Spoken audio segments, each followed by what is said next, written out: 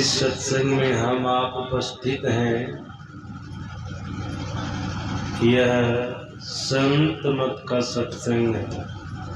ज्ञान योग युक्त ईश्वर भक्ति का प्रचार प्रसार होता है और संत मत सत्संग का अपना खास नियम है।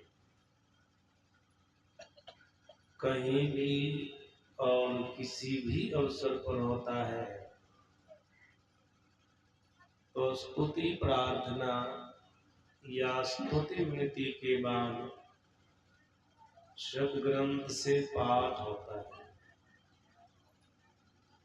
प्रवचन करने वाले प्रवक्ता लोग, बाबा लोग उस पाठ की व्याख्या करते हैं। अभी यहाँ कुछ देर पहले संतमत सत्संग के नियमानुकूल स्तुति विनती के बाद सद्ग्रंथ रामचरित पाठ हुआ। हम सभी लोग सुन रहे थे। पक्षीराज गरुड़ जी कागभूषुंडी जी महाराज से 7 प्रकार के प्रश्नों को किया है। कागभूषुंडी जी महाराज पक्षीराज गरुड़ जी के 7 प्रकार के प्रश्नों का उत्तर दिया है।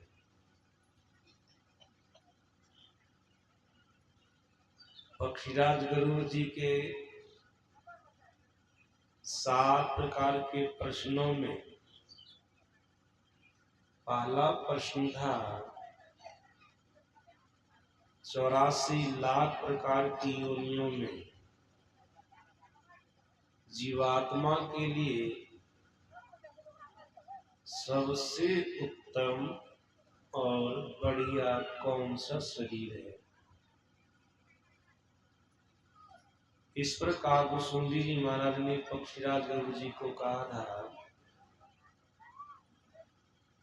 नर समान नहीं कवनियो देही, जीव चराचर जाचत जी। कागभूषुंडी जी महाराज ने पक्षीराज गरुड़ जी को कहा, 84 लाख प्रकार की योनियों में जीवात्मा के लिए सबसे बढ़िया, सबसे उत्तम मनुष्य का शरीर है। इस शरीर के समान 84 लाख प्रकार की योनियों में और कोई शरीर नहीं। मनुष्य का शरीर सबसे उत्तम शरीर है। और क्या बोले, जीव चराचर जाचक जीव। जितने चर अचर जीव हैं सभी मनुष्य शरीर की कामना करते हैं। चर अचर जीव का मतलब क्या होता है? चर अचर जीव का मतलब होता है चलने वाला जीव और नहीं चलने वाला जीव। चर मतलब चलने वाला जीव, अचर नहीं चलने वाला जीव। अब आप कहेंगे चलने वाले जीव कौन कौन है जो मनुष्य शरीर पाना चाहते हैं? अचर नहीं चलने वाले कौन कौन से जीव हैं जो मनुष्य शरीर पाना चाहते हैं? तो सुनिए, चलने वाले जीवों में पशु पक्षी कीड़े मकोड़े आदि जो जीव अधम शरीर को पाए हैं, ये चलने वाले जीव हैं, लेकिन अधम शरीर को पाए हैं। उत्तम शरीर मनुष्य शरीर पाना चाहते हैं। अचर नहीं चलने वाले जीव जैसे वृक्ष हैं, पहाड़ हैं, इसमें भी जीव है लेकिन ये चलता नहीं है, वृक्ष चलता नहीं है, पहाड़ चलता नहीं है, ये सब नहीं चलने वाले प्राणी हैं। ये सब भी मनुष्य शरीर पाना चाहते हैं, क्योंकि ये भी अधम शरीर को पाए हैं, निकृष्ट शरीर को पाए हैं। वृक्ष का शरीर है, पहाड़ का शरीर है, अधम शरीर है। कागू सुंडी जी महाराज कहते हैं ये जितने चर अचर प्राणी हैं सबके सब मनुष्य शरीर पाना चाहते हैं। सज्जनों, ये चर अचर प्राणी तो अधम शरीर को पाया तो उत्तम शरीर मनुष्य शरीर पाना चाहते हैं, लेकिन जो जीव देवता वाला शरीर को पाया, जिस देवता की उपासना स्वयं मनुष्य करते हैं, तो देवता वाला जीव भी, देवता भी मनुष्य शरीर पाना चाहते हैं। ये कोई साधारण पुरुष कहने वाले नहीं है, भगवान श्री राम कहने वाले हैं, गोस्वामी तुलसीदास जी महाराज लिखने वाले हैं। बहुतों बार आप लोगों ने सत्संग में सुना होगा, अपने राजत्व काल में अपनी प्रजा को प्रभु श्री राम ने कहा था, बड़े भाग मानुष तन पावा, असुर दुर्लभ सब ग्रंथ ही गावा। हे प्रजाओं, आप लोगों को बड़ा भाग्य से मनुष्य का शरीर मिला है। यह शरीर इतना उत्तम शरीर है कि स्वर्ग के देवता लोग इसकी चाहना करते हैं, लेकिन उनके चाहने पर उनको मनुष्य का शरीर नहीं मिलता है। अब आप कहेंगे इस मनुष्य शरीर की खासियत क्या है, विशेषता क्या है कि चर अचर प्राणी, यहाँ तक कि देव कोटि के प्राणी भी मनुष्य शरीर पाना चाहते हैं। इसकी क्या खासियत है, इसकी क्या विशेषता है? मर्यादा पुरुषोत्तम भगवान श्री राम ने मनुष्य शरीर की विशेषता बतलाने की कृपा की। मर्यादा पुरुषोत्तम भगवान श्री राम ने कहा, मनुष्य शरीर के लिए साधन धाम मोक्ष कर द्वार। मनुष्य का शरीर सभी साधनों का घर और साथ साथ ही शरीर में मोक्ष का द्वार है। ये व्यवस्था और किसी शरीर में नहीं है। सज्जनों, जो पुराने सत्संगी हैं, जो संत मत के सत्संग में बारंबार सम्मिलित होते रहते हैं, उसको तो संशय नहीं होगा ये सब साधन क्या होता है और ये मोक्ष का द्वार क्या होता है। वो तो इस बात को सहज रूप से समझ गए होंगे, लेकिन यहाँ पर तो हर तरह के लोग हैं, सब नहीं समझे होंगे। सब साधन मतलब मनुष्य शरीर के अंदर में सारी व्यवस्था है। सब साधन मतलब सब व्यवस्था। सब व्यवस्था मतलब आप मनुष्य शरीर में रहकर को कर्म करके नरक जा सकते, ये भी व्यवस्था है। आप मनुष्य शरीर में रहकर कर्म करके स्वर्ग जा सकते, ये भी व्यवस्था है। आप मनुष्य शरीर में ईश्वर परमात्मा की भक्ति कर सकते हैं, ये भी व्यवस्था है। साथ साथ मोक्ष का द्वार, जिस द्वार में प्रवेश करने पर सभी प्रकार के दुखों से छूटा जाता है, वह द्वार भी मनुष्य शरीर में कहाँ पर है? पिंड ब्रह्मांड के मिलन स्थान पर है, और दोनों आंखों के ठीक बीच में है। पिंड ब्रह्मांड का मिलन स्थान, आंख से नीचे पिंड, आंख से ऊपर ब्रह्मांड। यहाँ ये पिंड ब्रह्मांड का मिलन स्थान है, यहीं पर मोक्ष का द्वार भी है। सज्जनों, स्थूल आंख से मोक्ष के द्वार को कोई नहीं देख सकता है, सूक्ष्म आंख से देखा जाता है, यौगिक दृष्टि से देखा जाता है। अगर कोई गुरु के बताए अनुसार साधन करे, भजन करे, तब वो अपने भीतर के मोक्ष के द्वार का दर्शन कर सके, मोक्ष के द्वार को देख सकेंगे। ऐसे तो केवल अभी आप सुन सकते हैं, देख तो सकते नहीं। मनुष्य के शरीर में मोक्ष का द्वार है, मतलब सभी दुखों से छूटने का द्वार है। जिस द्वार में प्रवेश करने पर जीव सभी प्रकार के बंधनों से छूटता है, ईश्वर परमात्मा को पाता है। ये व्यवस्था मनुष्य शरीर के अंदर है। मनुष्य शरीर के अलावा और किसी शरीर में व्यवस्था नहीं है। इसलिए हम लोग के सदगुरु महाराज जी ने भी कहा, केवल नर ही तन से मुक्ति को पावहु, याते अतम दुर्लभ मुक्ति कमावहु। सदगुरु महाराज जी कहते केवल एकमात्र मनुष्य शरीर में रहने वाला जीव भी मोक्ष पा सकता है, मुक्ति पा सकता है। कारण मोक्ष का द्वार, मुक्ति का द्वार एकमात्र मनुष्य शरीर के अंदर में है। मनुष्य शरीर के अलावा किसी भी शरीर में नहीं है, यहाँ तक कि देवता के भी शरीर में नहीं है। यही कारण है कि जितने चर अचर प्राणी है या देव कोटि के प्राणी है, सब के सब मनुष्य शरीर पाना चाहते हैं।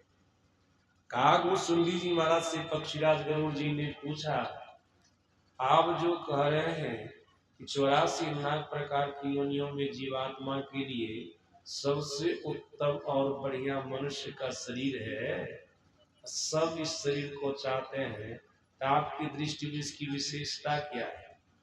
पाठ में आप लोग सुने होंगे, पाठ में आया था, कागभूषुंडी जी महाराज बहुत बढ़िया से बता रहे थे।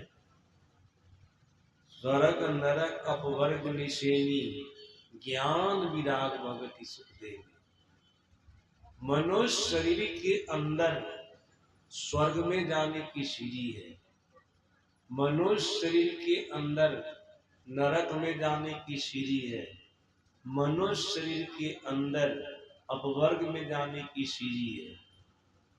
सज्जन और सर्वसाधारण लोग इस बात को बढ़िया से नहीं समझ सकते हैं, ध्यान से सुनिएगा। हम लोगों के सदगुरु महाराज जी ने इसको बहुत बढ़िया से समझाया। देखो, मनुष्य शरीर के अंदर नरक में जाने की सीढ़ी क्या है, स्वर्ग में जाने की सीढ़ी क्या है, अपवर्ग में जाने की सीढ़ी क्या है। सदगुरु महाराज जी ने कहा, आंख बंद करने पर भीतर में जो अंधकार मालूम पड़ता है, यही अंधकार, भीतर का अंधकार नरक में जाने की सीढ़ी है। फिर भीतर का प्रकाश स्वर्ग में जाने की सीढ़ी है, भीतर का सार शब्द अपवर्ग में जाने की सीढ़ी है। तब आप लोग कहेंगे, हम लोग आंख बंद करते हैं तो भीतर में तो अंधकार मालूम पड़ता है। सज्जनों, भीतर में जो अंधकार मालूम पड़ रहा है ना, यही है नरक में जाने की सीढ़ी। अगर अंधकार में रह करके शरीर का परित्याग करेंगे तो आपको नरक में जाने से कोई नहीं बचा सकेगा। हाँ, अपवाद में हम लोगों के सदगुरु महाराज जी ने कहने की कृपा की है, जो संत मत में दीक्षित होकर नित्य नियमित रूप से साधन भजन करते हैं, सदाचार का पालन करते हैं, ध्यान करते हैं, सत्संग करते हैं, सदाचार का पालन करते हैं। अगर ये साधक अंधकार में भी रह करके शरीर का परित्याग करेंगे तो नरक नहीं जाएंगे। क्यों नहीं नरक जाएंगे? इसलिए नहीं जाएंगे, वो सत्संग किया है, ध्यान किया है, सदाचार का पालन किया है। ये सत्संग, ध्यान और सदाचार उनको नरक में जाने से बचा लेंगे। लेकिन ऐसा लोग करते हैं, दीक्षा लेकर के भी लोग जल्दी सत्संग ध्यान नहीं करते, सदाचार का पालन नहीं करते। ये नहीं करेंगे, याद रखिएगा, अंधकार में रह करके शरीर त्यागिएगा तो नरक में जाने से कोई नहीं बचेगा। महर्षि संतसेवी परमहंस महाराज ने कहने की कृपा की है, जब तक तम है तब तक जम है। तम का मतलब अंधकार होता है। भीतर में आंख बंद करने पर जब तक तम है मतलब अंधकार है, तब तक जीव के सामने में जमराज है। और सज्जनों जमराज कहाँ ले जाएंगे? नरक ले जाएंगे। जब तक हम आपके सामने में, जीव के सामने में जमराज रहेगा तो जमराज कहाँ ले जाएंगे? नरक ले जाएंगे। जब तक तम है तब तक जम है। और सदगुरु महाराज जी कहते भीतर का अंधकार नरक में जाने की सीढ़ी है। अंधकार में रह करके शरीर त्यागेंगे निश्चित रूप से नरक में चले जाएंगे।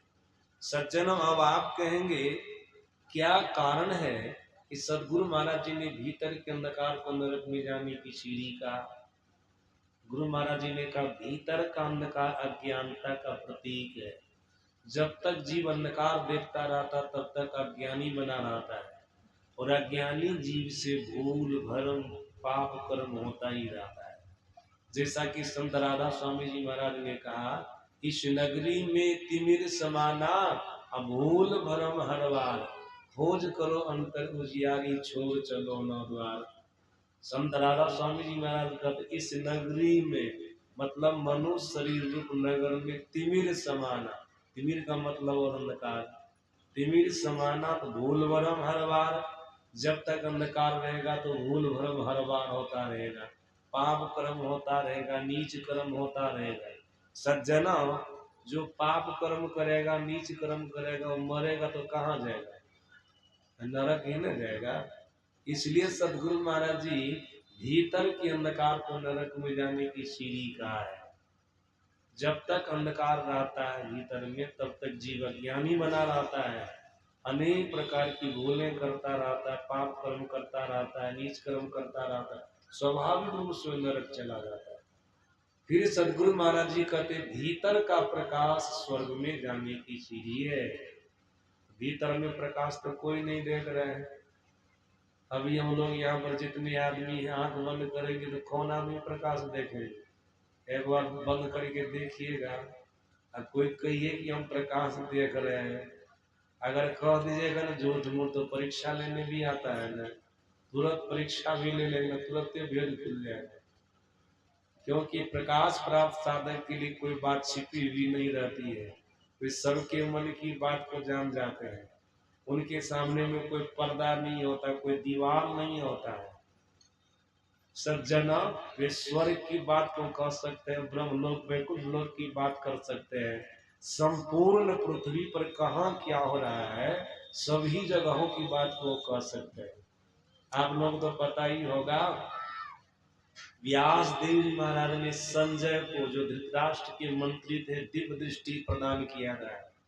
उनको दिव्य दृष्टि दिया था महाभारत का युद्ध देखने के लिए और सारा समाचार सुनाने के लिए धृतराष्ट्र को। ये राजभवन में थे, 84 कोस में महाभारत का युद्ध चल रहा था। सभी जगहों का पता राजभवन में बैठे बैठे धृतराष्ट्र को बताते थे। कौन कहाँ किनके साथ लड़ रहा है, कौन मर रहा है, कौन जी रहा है, कौन अधमरु हालत में है, सब समाचार बताते थे। ये किसका प्रभाव था? वही प्रकाश का प्रभाव था। प्रकाश प्राप्त साधक मानो दिव्य दृष्टि को प्राप्त कर लिया, उनके लिए कोई पर्दा नहीं होता है। याद रखिएगा, प्रकाश प्राप्त साधक केवल परमात्मा को नहीं देखते, परमात्मा की सारी विभूतियों का दर्शन करते। हम लोग के सदगुरु महाराज जी ने कहा, एक बिंदता दूरबीन हो, दूरबीन क्या करे, अब पिंड में ब्रह्मांड दर्श हो, बाहर में क्या फिरे। जिनको एक बिंदुता की प्राप्ति हो जाती है, मतलब प्रकाश की प्राप्ति हो जाती है, दिव्य दृष्टि की प्राप्ति हो जाती है, अपने भीतर में संपूर्ण ब्रह्मांड का दर्शन करते हैं।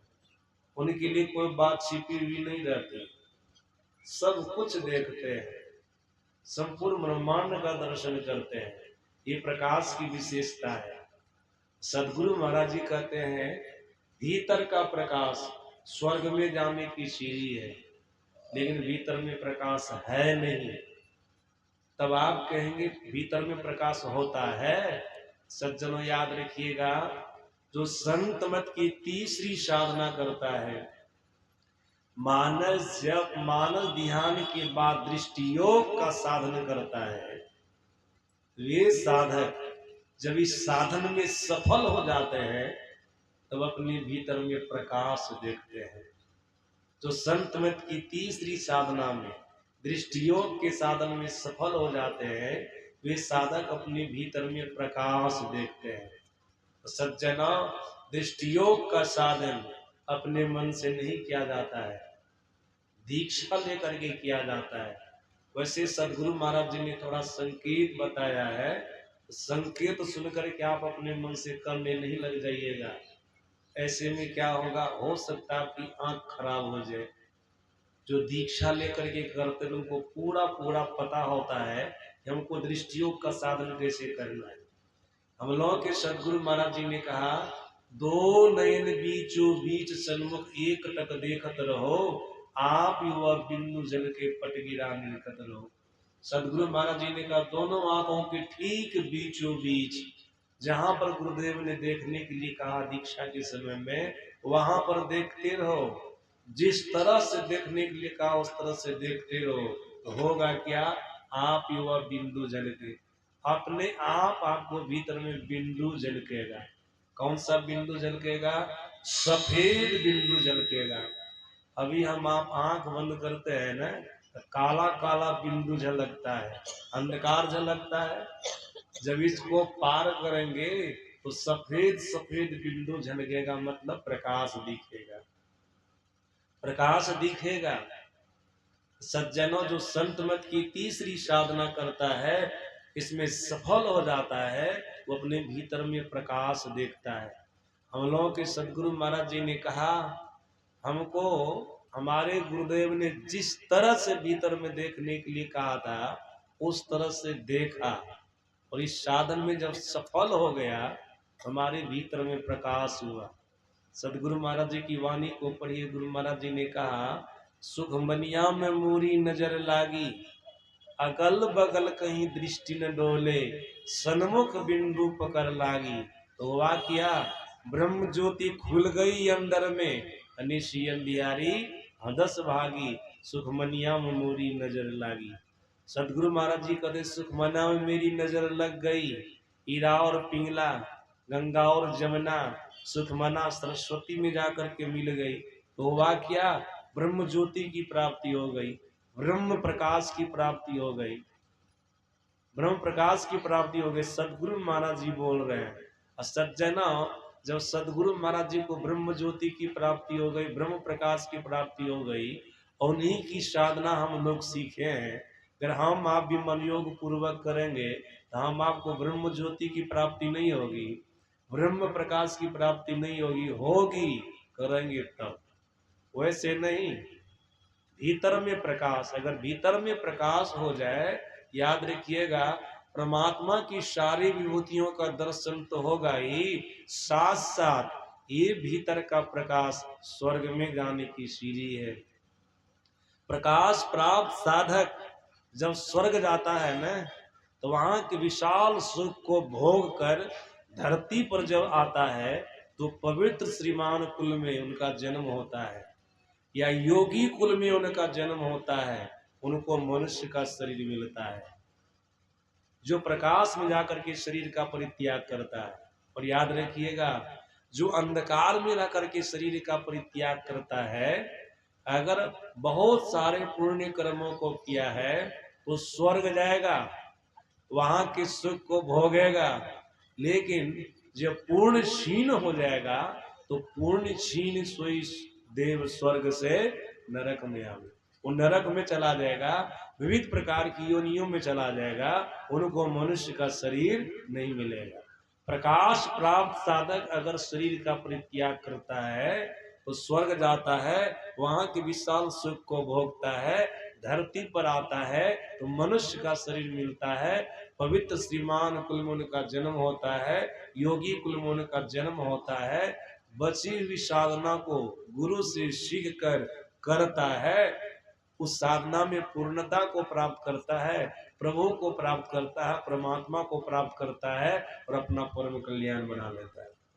और याद रखिएगा, जब तक ईश्वर परमात्मा की प्राप्ति उनको नहीं हो जाती है, तब तक प्रकाश प्राप्त साधक को बारंबार मनुष्य का शरीर मिलता ही रहता है।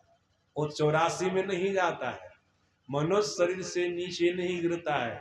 जैसा कि हम लोग के सदगुरु महाराज जी ने कहा, भाव प्रकाश मिटल अंधियारी सुख भयल बहुते रहे, गुरु कृपा की कीमत नाही, मिटल 84 फेरे। 84 का चक्कर खत्म हो जाएगा। ये प्रकाश की विशेषता है सज्जना। अब आप कहेंगे कि सदगुरु महाराज जी ने भीतर के प्रकाश को स्वर्ग में जाने की सीढ़ी क्यों कहा? सुनिए, सदगुरु महाराज जी ने कहा भीतर का प्रकाश ज्ञान का प्रतीक है। जब साधक भीतर में प्रकाश देखने लग जाता तो ज्ञानी हो जाता है। अज्ञानी साधक से, ज्ञानी मनुष्य से भूल भरम पाप कर्म नीच कर्म नहीं होता है, उनसे केवल और केवल शुभ कर्म होता है। तो शुभ कर्म करने वाला कहाँ जाएगा? स्वर्ग जाएगा। इसलिए सदगुरु महाराज जी ने भीतर के प्रकाश को स्वर्ग में जाने की सीढ़ी कहा। फिर सदगुरु महाराज जी आगे कहते हैं भीतर का सार शब्द। सार शब्द को सभी लोग समझेंगे। जो संत मत के साधक हैं, संत मत के सत्संगी हैं, जो संत मत के सत्संग में बारंबार सम्मिलित होते रहते हैं, वे ही इस बात को समझेंगे सार शब्द। सज्जनों, जो साधक भीतर में प्रकाश को प्राप्त करता है ना, तो पहले वो अनहद शब्द को सुनता है। अनहद शब्द, बहुत प्रकार का शब्द, इस शब्द को सुनता है। इसी शब्द में गुरु के संकेतानुसार जो सार शब्द होता है, गुरु से संकेत पाकर के साधक उस सार शब्द को पकड़ता है। उस सार शब्द को कहते हैं आदिनाद। आदि शब्द, परमात्मा को सृष्टि करने की इच्छा हुई थी, दुनिया बनाने की इच्छा हुई थी, प्रकृति बनाने की इच्छा हुई थी, मौज हुई थी। उस समय जो कंप हुआ था, उस समय जो शब्द हुआ था, उसी शब्द का नाम है सार शब्द। उसी शब्द से संपूर्ण संसार का निर्माण हुआ, दुनिया बनी है, प्रकृति बनी है। इसलिए तो हम लोग संतवाणी में गाते हैं एक शब्द सब कुछ किया, ऐसा समर्थ सो आगे पीछे जो करे सो बल ही ना हो। उसी एक शब्द से, सार शब्द से संपूर्ण संसार का निर्माण हुआ, दुनिया बनी, प्रकृति बनी।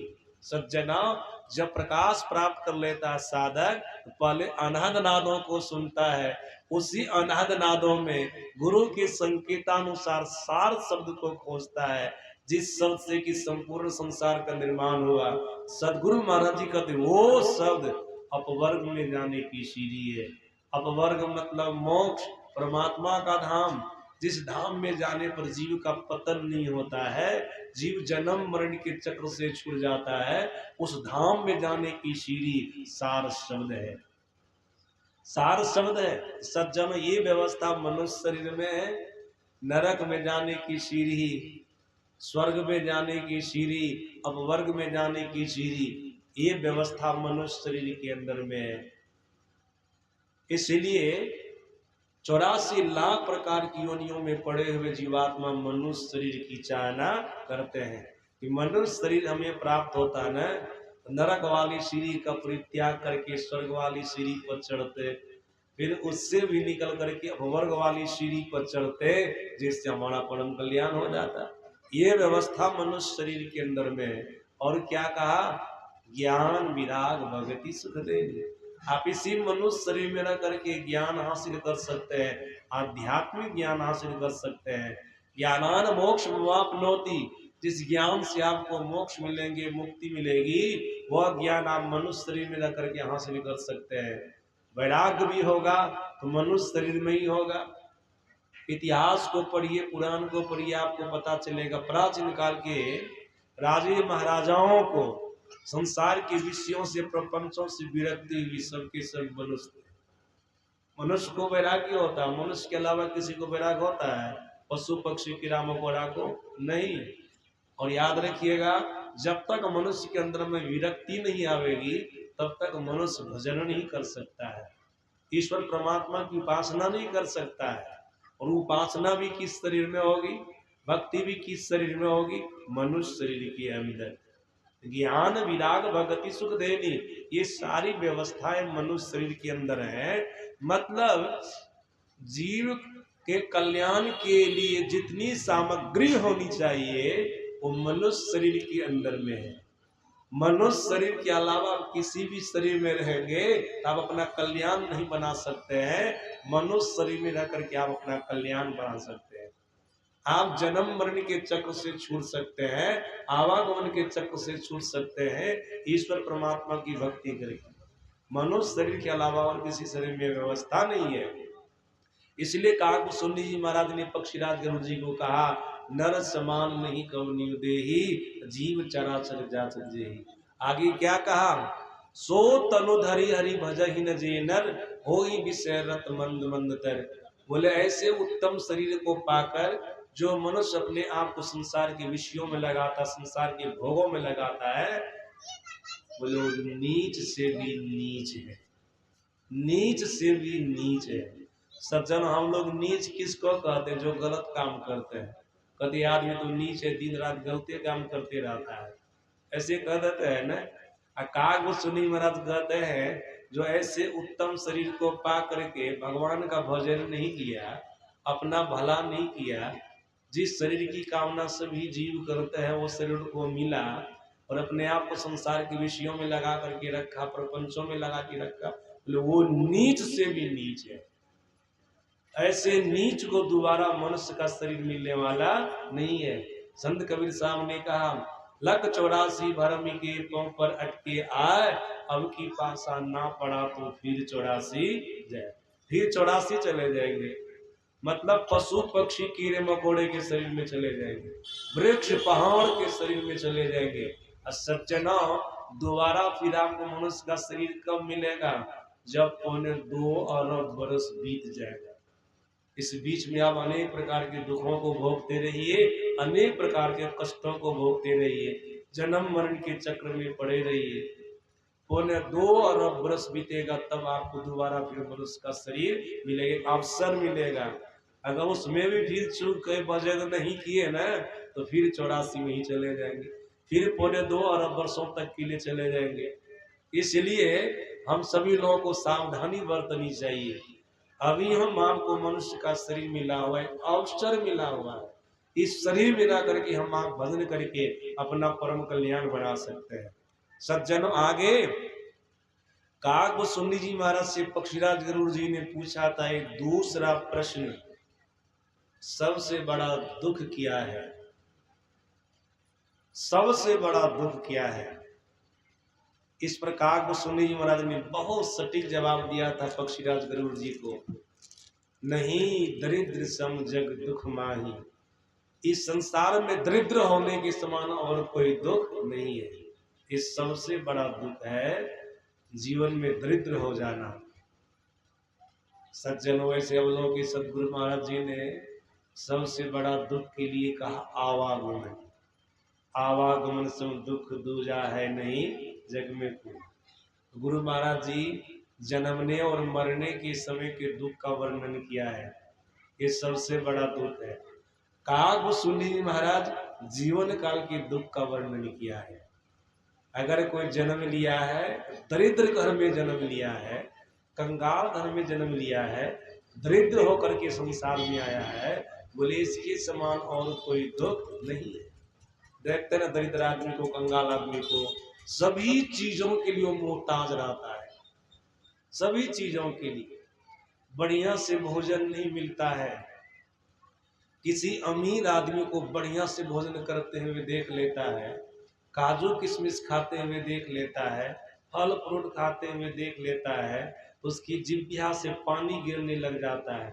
हमको भी औकात होता हम तो हम भी खाते, औकाते में क्या करेगा, सोच के रह जाता, विचार करके रह जाता है, खा नहीं पाता है। सज्जना, ये तो खाने की बात रही, फिर पहनने के लिए वो मोहताज होता है, उनको बढ़िया बढ़िया कपड़ा भी पहनने के लिए नहीं मिलता है।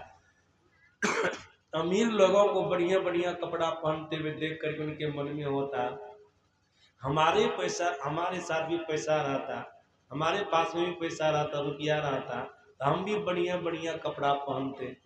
देखो कितना बढ़िया बढ़िया वो कपड़ा पहन रहे हैं, लेकिन करेंगे क्या, औकात ही नहीं है।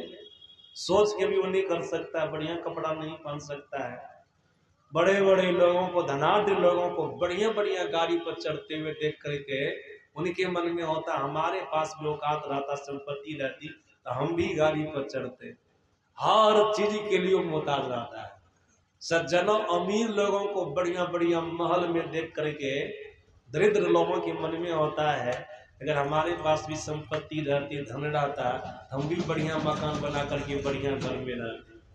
सज्जनों, हम लोग के सदगुरु महाराज जी ने कहा कंगाल आदमी के जीवन में जब कोई बीमारी आ जाती है, ना कोई रोग आ जाता है, ना भयंकर रोग, अपना इलाज नहीं करा पाता है, वो करा करा करके मर जाता है। ऐसे तो हम भी देखे हैं, बहुत गरीब आदमी को देखे हैं, ब्रेन ट्यूमर हो गया, अब इलाज कराने के लिए रुपया पैसा है ही नहीं, डॉक्टर बोले 10-15 लाख रुपया लगेगा ऑपरेशन करने में, उसमें भी ये जीवित रहेंगे कि नहीं रहेंगे वो हम जिम्मेवारी नहीं लेंगे, लेकिन इतना रुपया लगेगा।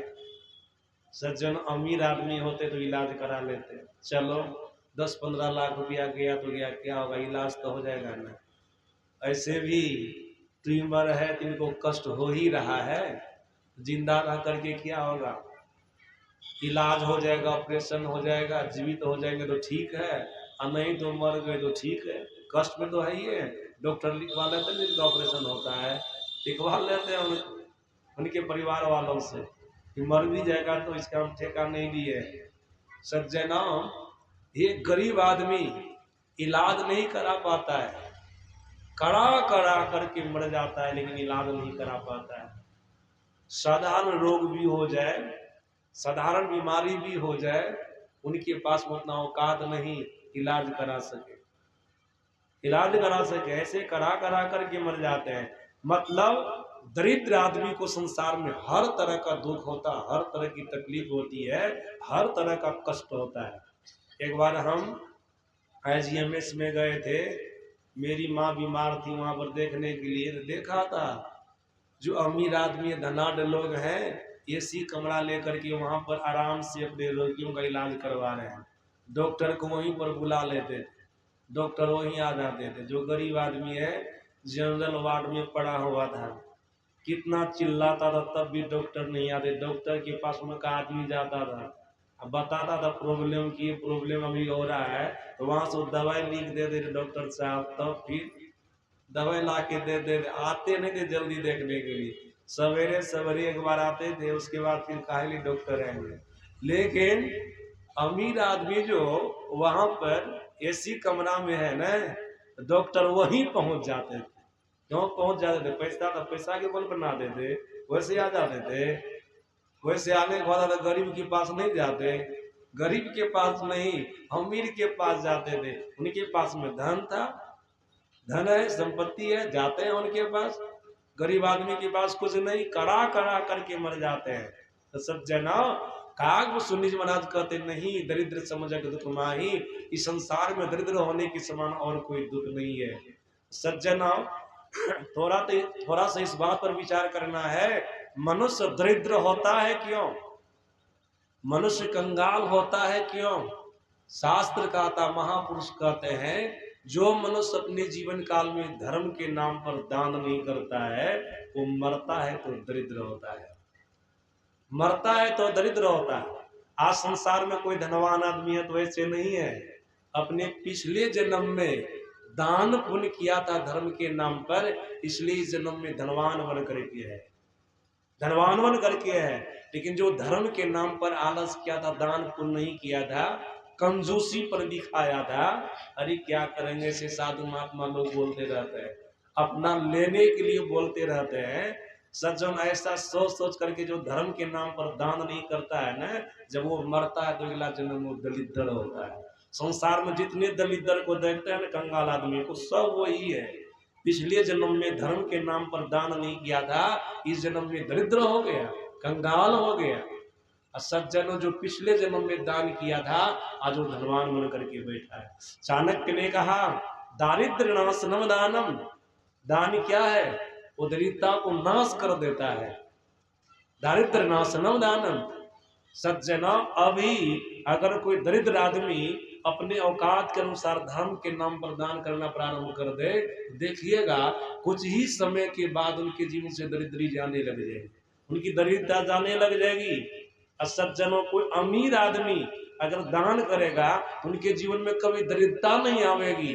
अगर नहीं दान करेगा, जितने कंगाल को देखते, दरिद्र को देखते हैं ना, समझ लीजिएगा बाद में फिर हमको ऐसा ही बनना पड़ेगा। ये भी तो मनुष्य है ना, ये भी तो मनुष्य ही है। ये दरिद्र क्यों बन गया, दरिद्र क्यों बन गया? इसलिए बन गया कि वो दान नहीं किया। अभी हम नहीं कर रहे हैं दान, हमको भी ऐसा ही बनना पड़ेगा, हम ऐसे बने। सत्संग में आने वाले को तो विवेक होता है, वो संभल जाते हैं, संभल जाते हैं। तो सज्जनों, दरिद्र वही आदमी संसार में होता है जो धर्म के नाम पर दान नहीं करता। एक प्रसंग सुना देता हूं। शंकराचार्य जी महाराज भगवान शंकर के अवतार माने जाते हैं।